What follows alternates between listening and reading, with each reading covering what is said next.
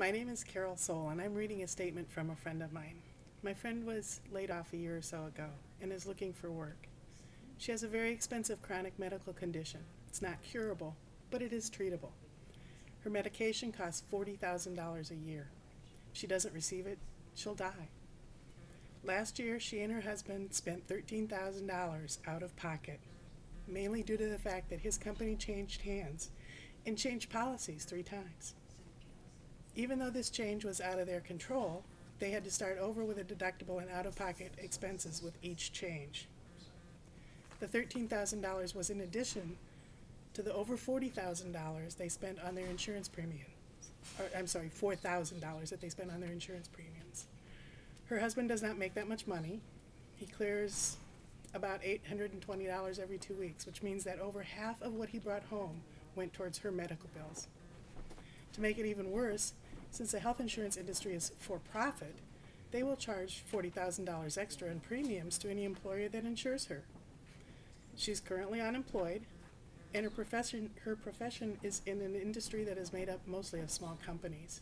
Even if they have great insurance, she would not be able to take advantage of it.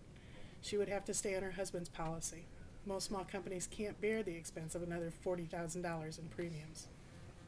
Were her husband to lose his job, their only options would be COBRA, which only lasts 18 months and is expensive, or iChip for her, which is also expensive with high deductibles and, hopefully, private insurance for her husband.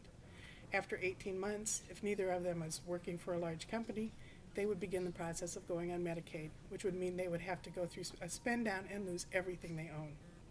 Because of the issues surrounding health insurance, it would be cost prohibitive for her husband to be self-employed, which he has been in the past. Also, the idea of them starting a business together is completely out of the question.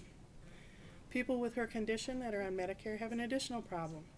The medicine has to be administered either intravenously or subcutaneously, which consists of putting small needles in the fatty part of the skin.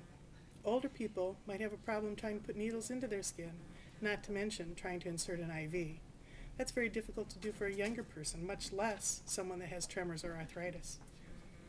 Medicare does not pay for home health care or the supplies to administer the medication, which are over $100 a month, and any clinic that administers the medication loses money due to low reimbursement, so a lot of them have stopped administering it. That leaves no options for the older